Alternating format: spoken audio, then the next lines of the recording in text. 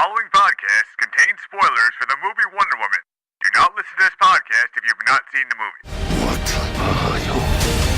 I am Diana of Themyscira, daughter of Hippolyta. In the name of all that is good, your wrath upon this world is over. This is the Bunzarelli Show.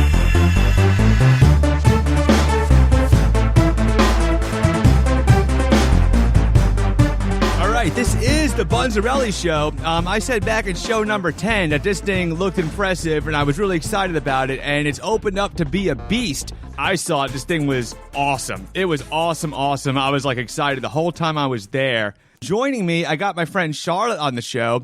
I definitely wanted to get a women's perspective on this.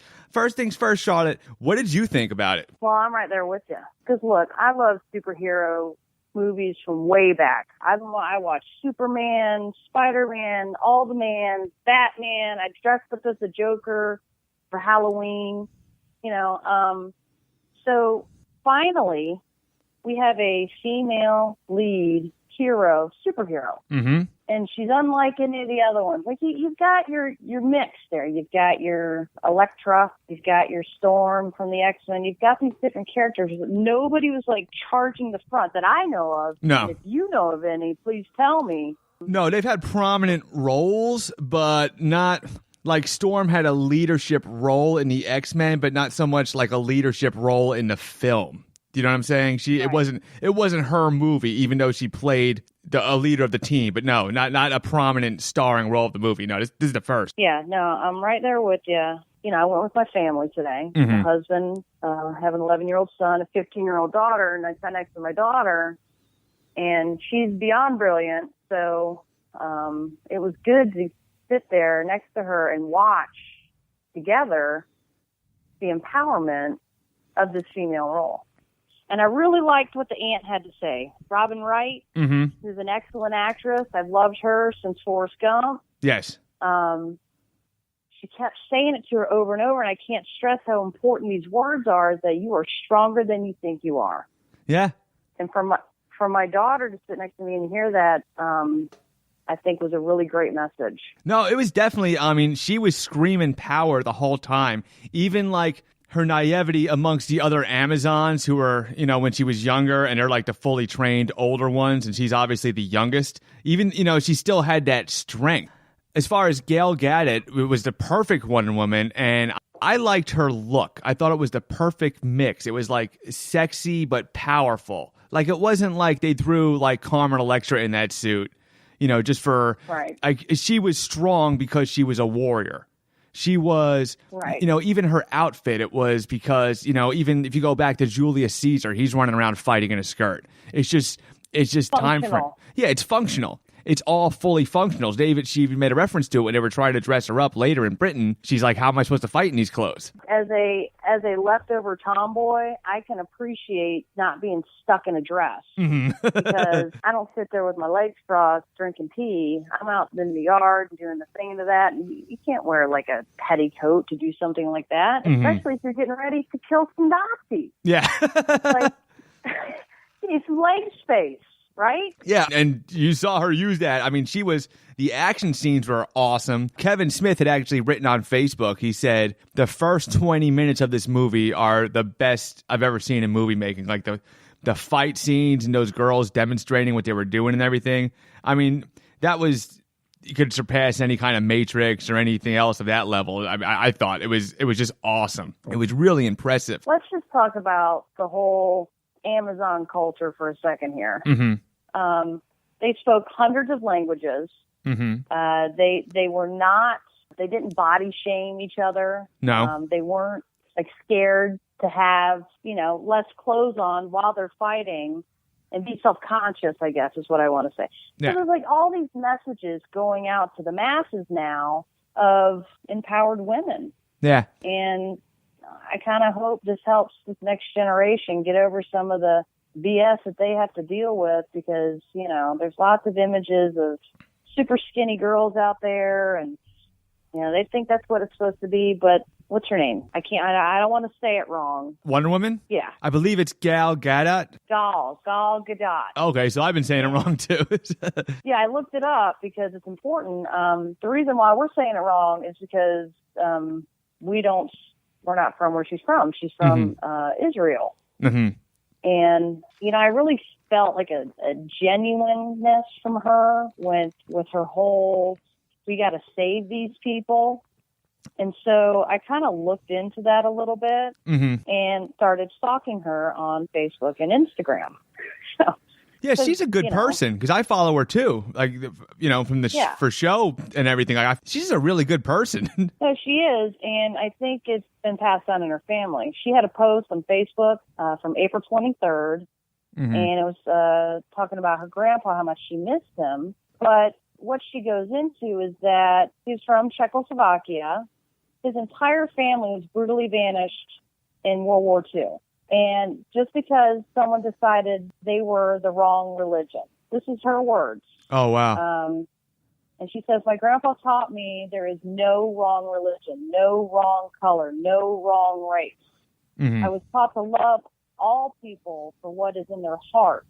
We're the spirit and souls in the universe. Light should always beat darkness as love should always beat hatred.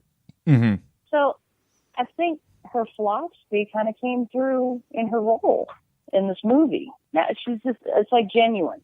Yes. I felt like she genuinely went into that village. Had she not even been Wonder Woman, probably would have tried anyways, I tell you, everything about it was genuine. Like Chris Pine's character, I can't... Steve, okay. Steve, his relationship with her, they didn't do it like... Everything was real and genuine because they didn't overcompensate the woman power by making Steve like a bumbling idiot, which sometimes they do, which I don't care. It doesn't bother me, but it's more like it seems like lazy writing. It just seems like, right. It just seems lazy to do that. But they made him easy way out. Yeah, she's obviously the strength, but she does obviously going to have a little naivety to this 1940s world because she's been in that shell. She's not dumb. She just doesn't understand the way of the world out there. Whereas, and then Chris Pine's character, Steve, it's like he doesn't understand her frame of mind, but everything like the romance was genuine. Like, the love scene was perfect. It was just like short and quick. It's like, all right, there they go. And it's, they're not like playing Top Gun, Take My Breath Away, a big steamy love scene. We don't need to. Well, I was kind of expecting those Amazons to go a little nuts when they saw a guy on the shore. Yeah. Like, hey. And he's not bad looking too, right? Yeah. Yeah, that was. And, they all kept their composure. Yeah, and that was genuine too, because that's the first time she saw a man. So it's a natural reaction. It's like, whoa, what's this here? Right. Well, I've read some stuff on like Buddha, and Buddha was similar to her character in the sense that he was a prince at one time, and they just kept him behind the walls of his palace. And catered to his every need, and everything was always great, and life was wonderful. Okay, and then one day he snuck out and he went outside, and he saw like people with disease, poor people, that are hurt or stealing or whatever, and he didn't even know that this existed because of his isolation. Not that he is not capable of learning that, much like Wonder Woman. Well, she learned pretty quick. She's a smart cookie. She speaks hundreds of languages. And that's going back to that whole Amazon community. Like, could you imagine if the world was like that? If we all spoke everybody's language and we understood combat at a certain level, but we didn't use it because we didn't need to? Like, what about, there's a, like, symbolism in that, I guess you'd call it. The both sides of the coin, with the whole Aries injection in there of wanting to fight. Like, men seems distracted with war and they kind of veer off from learning about culture and diversity and language and art and stuff like that. They just want to go make war. Really, a lot of it was a quick character development for Wonder Woman. Like her learning of this world and then like her attitude about this world. But, she went a while. They showed like a good like opening action scene And as the movie was going, it never got boring. No, there was a stretch of no action, but I was never like looking at the ceiling or being like, okay, let's do something. Like I was engaged the whole time. Very well written, very well acted, and, story driven. It's kind of like you're going through it with her. Yes. Yeah. You know what I mean? Like learning about, because what do we know about turn of the century? Yeah. We know what we've read in books, and now we kind of watch it, kind of going through it with her, and trying on the clothes, and don't show your leg in public. Oh yeah, and she's in a time frame where you can't even show ankle, and she's right. It's like her coat opened up and everybody's like, whoa, hey, whoa, like she was. Don't get naked. But that one scene where she breaks out, and it reminds me of. Doesn't remind me because I think it goes past it, and I'm a big Spider-Man guy, but. Like Spider-Man, when he first is chasing that burglar and he's like swinging, they're like, oh, here we go. It's like she puts that Wonder Woman crown on and just like takes the trench coat off and does that slow-mo walk up the thing. And it was just like a badass debut of Wonder Woman, like to the world. Like they're just watching her in awe. They're like, no, stay back, I see danger. She goes, screw this, I'm helping these people. And she just gets up. Right. She's getting barricaded with bullets. And it's not crazy buildings exploding. It's not Transformers 4. It's real warfare, which is another thing. Right. This was World War I, which was, it's great. And you had said to me that it was cool because we've seen World War II enough. But even if you go to like Captain America's World War II, it's like the way I remember it was a little cornier. I'm going to say it was a war, obviously. But it was more of like from Captain America's point of view of the mask out of the war, and she was now, and there was no blood obviously, but it was war. I mean, there was no blood, but the despair was there, the fear was there. They're in the trenches. I mean, it captured that time era. I do like that she stuck to her guns and her belief system. Like she didn't let people sway her away from how she believed that the world should work. When you're coming out of Batman versus Superman, which I liked, it was okay. But, it had its flaws. It was okay. Yeah, it was okay. It wasn't horrible, but there were some flaws. I spoke with Kevin on Show 10 about, like, Lex Luthor. I wasn't too happy with him and this and that. But I wasn't happy that Superman was killed. I'll tell you that. No, I think the way they showed at the end, like, the Rock's raising up, and he's been in some... No, I know. Yeah, I'm sure he's... like the whole funeral, and I'm like crying because of his mother, and he had the ring for Lois, and it was like this whole thing we've all been waiting for so long for them to get married. Yeah.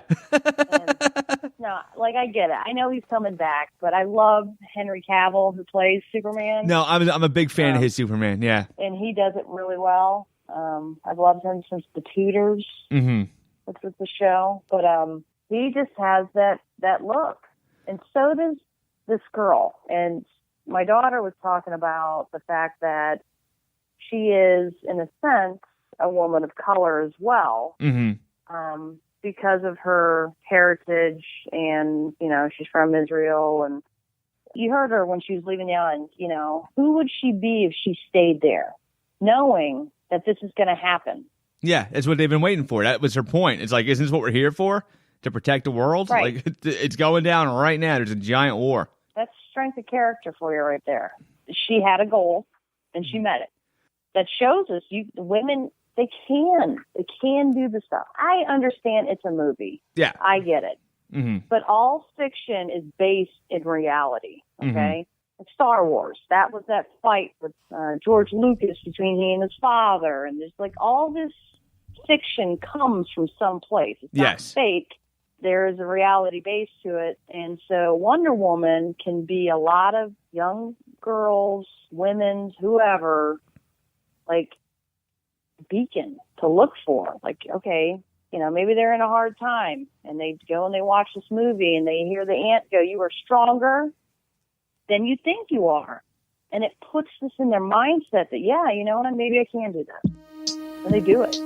We'll be right back.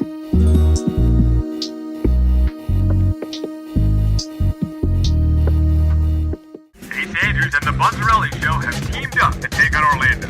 I'm Joe from The Bunzarelli Show. What's up, guys? Ace Andrews here. Both of us have been nominated for Best of Orlando 2017, part of Orlando Magazine. We're both doing a lot of push to get voted. Everybody is. Exactly. So what could give us the edge? My show, The Bunzarelli Show, has combined forces with Ace Andrews, wrestler. That's me. Here's the plan.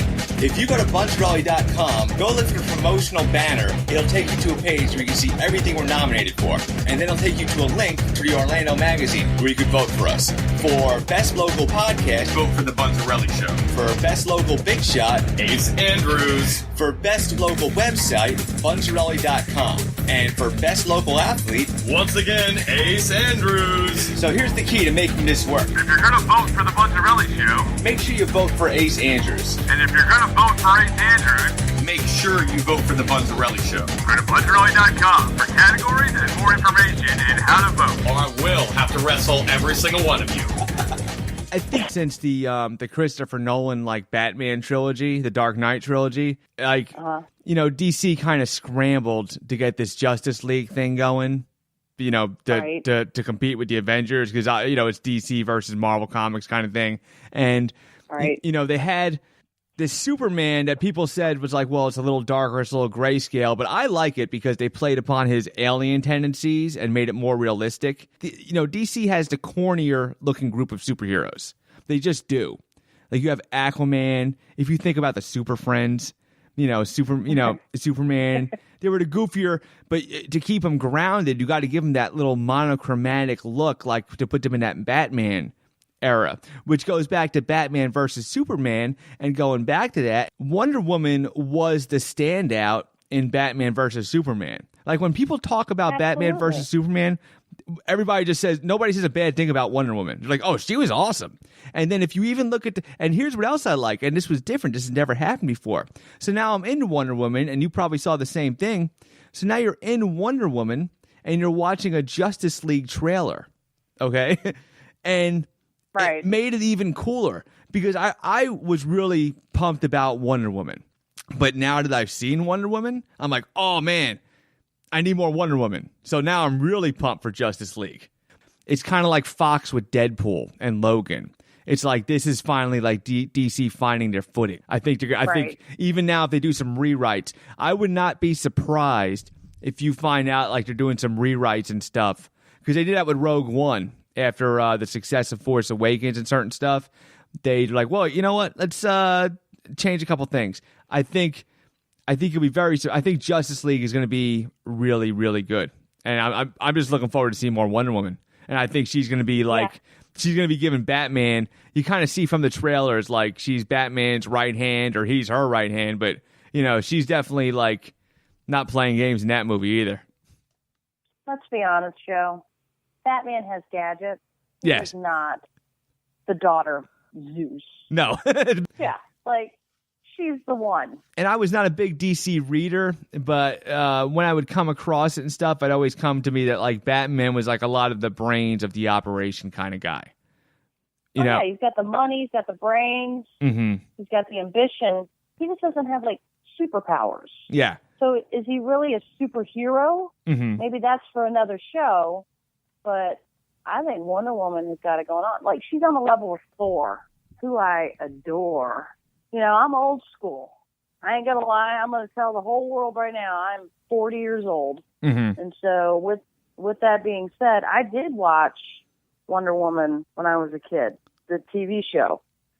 And for what it was back then, it was pretty great to see a woman being a lead and all this and that. And, she'd twirl around and she'd become Wonder Woman, which is, to kind of counterpart Superman going into the phone booth, which I don't know if you kids know what a phone booth is, but we used to actually talk on these things in a booth to have privacy. But Superman would go in there and change his clothes. So same thing for Wonder Woman. And I think the message is still kind of the same. Like, she was out to do good. Yes. Right. She wanted the best for humanity, and she was kind of the leading force in being that good in the world. And so I think they carried that over into this movie very well. So it's going to go beyond just being entertainment. And I'm not trying to blow this up into something that it's not. I'm trying to look at it from a kind of creative perspective. Mm-hmm. And the fact that, Robin Wright's been around for a long time. And I'm not sure how old she is, but she's not 20. And she totally killed it in this movie today also. And she wasn't even in it the whole time. Yeah, she was great. She was great. I got something I want to throw at you as far as writing when you're getting to that creative point. Because something kind of itched at me. And it's the smallest complaint. And it's so small and minuscule because it's almost like maybe it made things better. I don't know. So I want to get your feelings on this. So, all right, throw it at me. Okay, so you have David, and I hope we get his name right, but it's David Sealis. He plays Sir Patrick, okay, who turns out to be Aerys. And my original thought on Aerys, when they were saying in the beginning, they were like, well, he's going to find her. So what was brewing in my head, the way they were going at it, was that it was going to turn out to be Aerys was her father. That's the first thing that was kind of ticking. Ares. I'm sorry. That was ticking in my head. It just seemed like... That was going around in my head as well. Yes. Now, here's another thing. Now, here's the thing. When Sir Patrick is playing his role, and the first time when he shows up after the meeting that Wonder Woman kind of tells him all off, and he shows up, and when Steve's gathering his little ragtag bunch of troops, and he shows up and he gives them the money. And he says, I got your back. Okay? Now, when they go to the point where they call the secretary, and I forget the character's name and the actress's name, but when they call her, and Sir Patrick kind of raises an eyebrow and turns, as soon as that happened, I want to say I thought he was Ares, but I definitely knew he was a bad guy. And it's not because of bad writing. Did you feel anything? Did you, honestly? Because I really thought it's like, why is he here right now with this scene? You know what I'm saying? But I thought he was in line with the Germans. But maybe I was going back and forth that he was Ares or with the Germans. But as soon as towards the part where she actually goes to kill the evil general and Steve's talking about it, I'm thinking like, you know what? Maybe she is wrong. And then as soon as he showed up, but everybody knew as soon as he showed up. I mean, I'm sure everybody knew. But what did you think? That part, you know what I'm talking about when he makes the phone call? I do. Did you think anything was fishy? Well, I thought something was fishy before that, honestly. But that part that you're talking about, because this was like a secret operation, because, all the big wigs in that meeting are like, no, you can't go there. And then, Wonder Woman's like, well, we're going. And then the Steve guy was like, no, we're going. And so that's why he got the people. They were supposed to be running it out of his office kind of secretly. Mm-hmm. So that's why the secretary was over there in the office with him, because they're doing like a secret mission together. So that wasn't the part. It was before. He was too nice.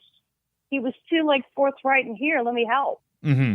But I did like the fact that as Ares, once he totally outs himself, he's sitting there telling her, it's almost go back to an Adam and Eve thing. Like, look, we'll just let them destroy themselves, and then we can have the world back the way it was, all beautiful and stuff. Mm-hmm. Which goes back to your point before about great writing. It's like when you could buy the bad guy's point of view, then it's good. You know what I'm saying? Like his story, you understand where he's coming from.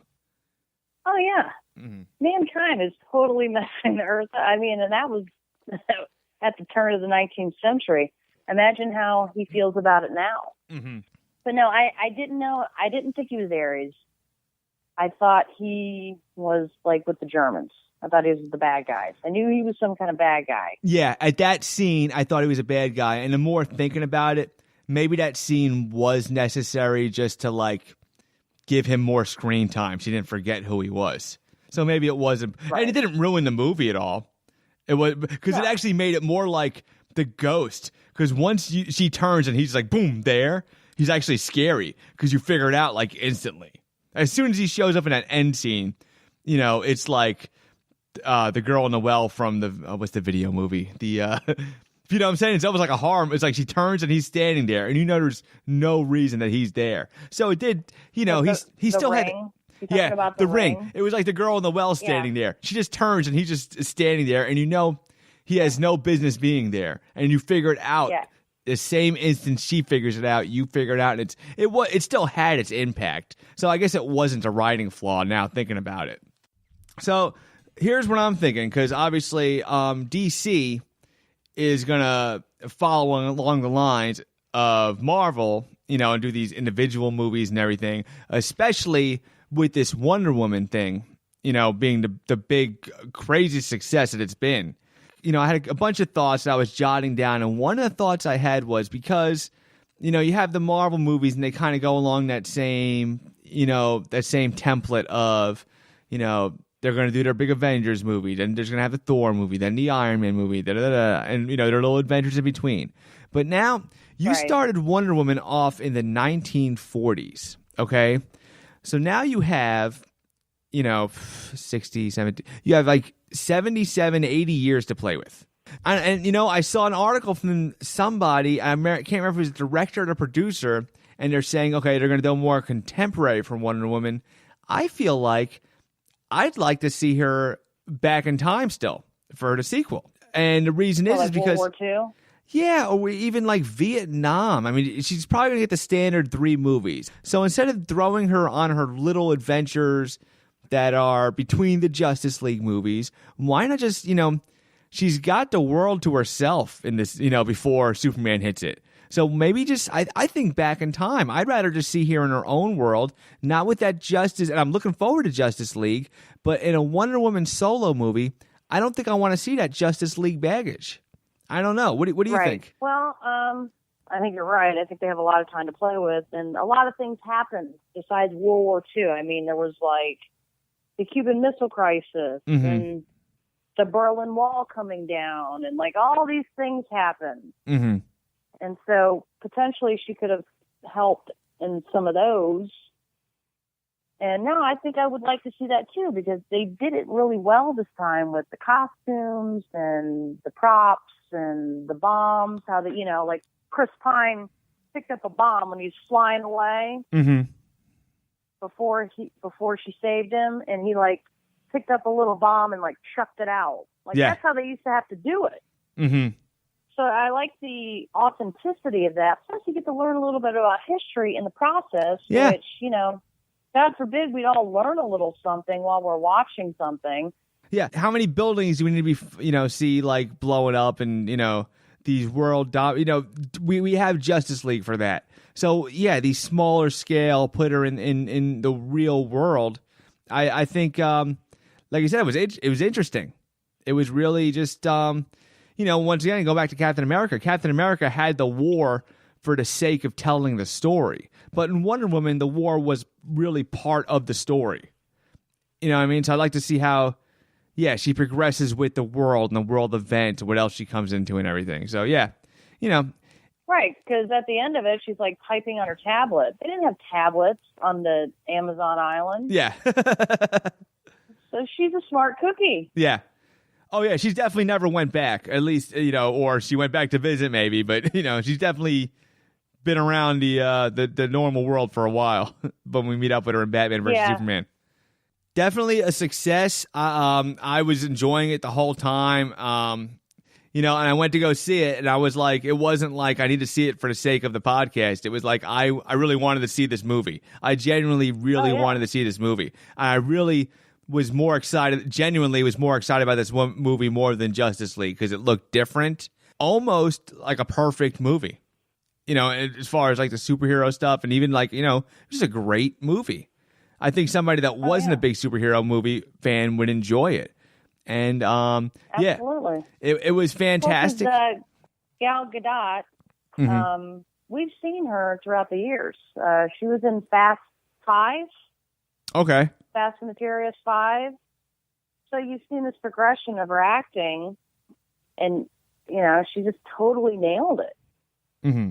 You know, she's got the little accent, so you know she's not from here. She's in the trenches with all these men. She's in a man's world, and she just doesn't subscribe to being silenced and not standing up for what's right. You know, these are the things that we need to see. And even when she's in the trench, and that woman with the child, I've never seen a woman and a child in a war movie in a trench, like a civilian. Yeah. Like, please help me. And everybody's running around like crazy. You know, and then what were they saying? That they've been there for about a year and they haven't even gained an inch. Well, she's like, well, watch this. Yeah. Stands up. Yeah. That was such a great introduction to her. And the cinematography with the bullets against the shield. I mean, that scene, that was a great... you know, and I don't do it justice by comparing it to the Spider-Man scene. I compare it to the Spider-Man scene just because I love Spider-Man. But really, that was just, you know, that blew that away. That was just an awesome movie scene. I mean, I put a GIF of it on the Bunzarelli Show Twitter page. Because like, oh, that one? Okay, yeah, I'll use that one. But I mean, that was, the bullet spraying on that shield was really impressive. The whole movie was impressive. Definitely a success for DC, and hopefully, you know, they learn some things and they move forward with this stuff. But they're definitely on the right track. Charlotte, it's been great having you on the show. Thank you so much. Oh, thanks for having me. This is fantastic.